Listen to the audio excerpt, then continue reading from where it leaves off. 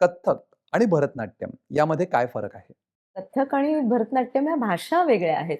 पण मूळ एकच काहीतरी नृत्याची कल्पना होती आणि ती लोकनृत्यातनं आली. त्याच्यानंतर त्याला नियमबद्धता आली आणि त्यामुळे ते शास्त्रीय नृत्य झालं आणि प्रदेशानुसार त्याची भाषा बदलत गेली. त्यामुळे दक्षिणेकडचं भरतनाट्यम आणि उत्तरेकडचं कथ्थक असा हा फरक.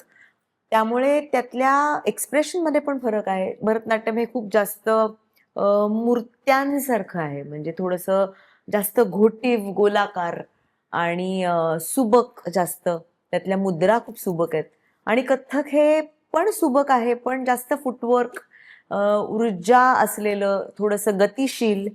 पण त्या दोन्ही शैलीमध्ये हा मूळ फरक आहे, की तो भाषेतला फरक आहे. योग्य इन्स्टिट्यूट किंवा गुरु निवडताना कोणत्या गोष्टींचा पडताळा करावा? जसं आपण एखादी युनिव्हर्सिटी किंवा एखादं कॉलेज किंवा एखादं शाळा जसं विचार करून तिथे ऍडमिशन घेतो, त्याचप्रमाणे नृत्य शिकताना सुद्धा जो गुरु तिला शिकवणार आहे त्याची पूर्ण माहिती आधीच घ्यायची, की त्यांचं काम काय आहे, त्यांचं डेडिकेशन काय आहे, ते कोणाकडनं शिकलेत, काय स्ट्रीमचं आहे, माझ्या मुलीला नक्की मला हेच शिकवायचंय का. कारण गुरु शिष्य परंपरा आहे ह्याच्या बेसला. कुठली क्लासिकल कला शिकताना तुम्हाला सरेंडर व्हावं लागतं. तुम्हाला त्या संस्थेवर विश्वास ठेवावा लागतो, त्या गुरुवर विश्वास ठेवावा लागतो आणि जर त्या करेक्ट मार्गाने तुम्ही गेलात, तर तुम्हाला उत्तम भविष्य ह्याच्यामध्ये आहे. त्याच्यामध्ये कष्ट आहेत, त्याच्यामध्ये साधना आहे, त्याच्यामध्ये उपासना आहे. उपासना आहे. म्हणजे एखाद्या शास्त्रीय शैलीत तुम्हाला आत्मसात करण्यासाठी एक तर यू हॅव टू बिलीव्ह, शरणागती. मान खाली घालून त्या गुरुकडे शिकणं. कारण ह्याच्या मागे सगळं एक व्यवस्थित सिद्ध शास्त्र आहे. त्याची एक भाषा आहे, त्याचं एक करिक्युलम आहे, त्याची शिकवण्याची पद्धत आहे, त्याची शिकण्याची पद्धत आहे. ते सगळं जर व्यवस्थित फॉलो केलं आणि दृढ विश्वास ठेवला आपल्या गुरुवर, तर नक्कीच तुम्हाला ते शिकता येतं. पालकांनी मुलांमधील कल कसा ओळखावा? नृत्य हे मुळात एक्सप्रेशन आहे. मला एखादी गोष्ट बघितली, मला आनंद झाला, तर एक माणूस म्हणेल वाह! एखादा म्हणेल छान, असं ज्याला करावंसं वाटतं, त्याच्या मनात नृत्य आहे. पटकन ज्याला गिरकी मारावीशी वाटते, त्याच्या मनात नृत्य आहे. आणि हे पालकांनी ओळखणं महत्वाचं आहे. म्हणजे ह्याच्याकडे एक ऍक्टिव्हिटी म्हणून न बघता किंवा ट्रेंड म्हणून न बघता किंवा माझं शिकायचं राहिलं होतं म्हणून माझ्या मुलींनी शिकावं, हा तर फार म्हणजे भीतीदायक प्रकार आहे.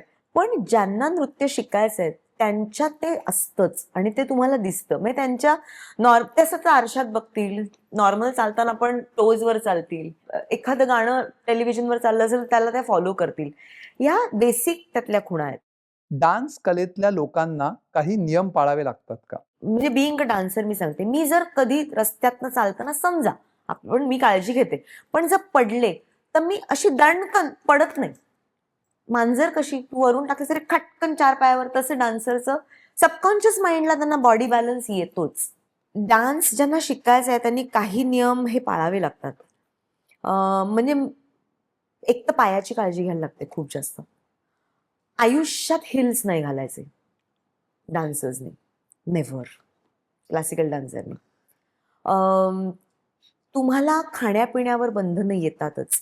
पण योगासनं, आपल्या शरीराची उत्तम काळजी, खाण्यापिण्याची काळजी, दिसण्याची काळजी. तुम्ही दिसत असता आणि डान्सरचं काय की तुम्ही ॲट अ स्ट्रेच 40 मिनिटं स्टेजवर दिसणार आहात. 30शी नंतरच मुलींनी काळजी घेतली पाहिजे. कॅल्शियम, प्रोटीन, तुमचं आयर्न, तुमचं D3 तुम्ही काळजी घेतली पाहिजेत. तुम्ही सतत चेकअप ठेवला पाहिजे, की ह्यात काही कुठे कमी जास्त होत नाहीये ना. त्याच्यानंतर हार्मोनल चेंजेस होतात काही वर्षांनी. सो त्याची काळजी घेतली पाहिजे, एस्पेशली बायकांनी. 3 किंवा 4 तास रेग्युलर रियाज कराल ना तुम्ही जेव्हा, रोज, तेव्हा तुम्ही 30 मिनिटं ते 40 मिनिटं अप्रतिम डिलिव्हर करू शकता. रियालिटी शो बद्दल तुम्ही काय सांगाल? रियालिटी शो ही हे एक इव्हेंट आहे फक्त तुमच्या अख्ख्या शिक्षण पद्धतीमध्ये येणारं. ह्या प्रवासामध्ये तुमचं शिक्षण, तुम्ही कोण आहात, तुम्ही काय असणार आहात, हे एक रियालिटी शो ठरवत नाही.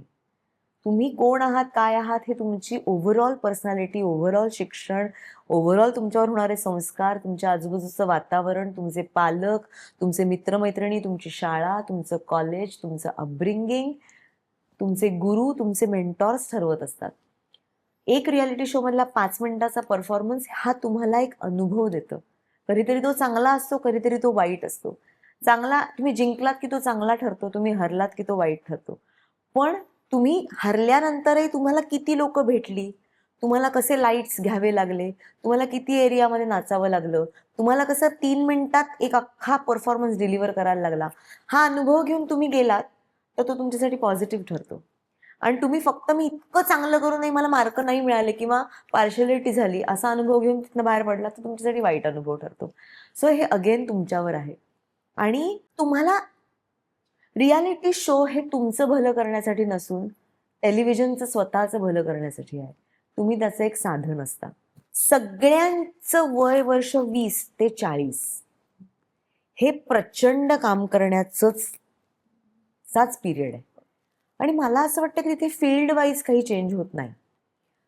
मुलींच्या बाबतीत थोडंसं फिजिकली काही गोष्टी चेंज होतात कारण त्यांना काही गोष्टीतनं जावं लागतं म्हणून त्यांना फॅमिली बघायची असते आणि म्हणून ती 2 वर्ष 3 वर्ष त्यांनी द्यावी